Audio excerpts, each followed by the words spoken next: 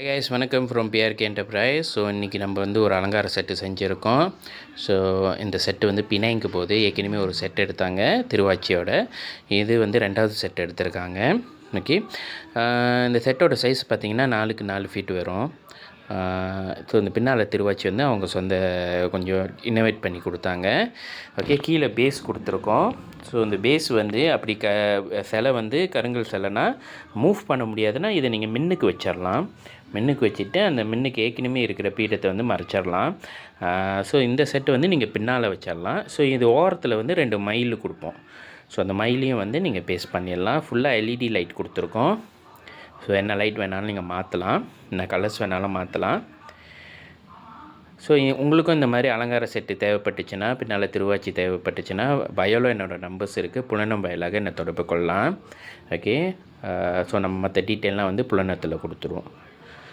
Okay guys, thank you. கொஞ்சம் இந்த பதிவை ஷேர் பண்ணி விடுங்க. இன்னும் ஃபாலோ பண்ணாதவங்க என்னோடய பேஜை ஃபாலோ பண்ணிடுங்க. Thank you guys.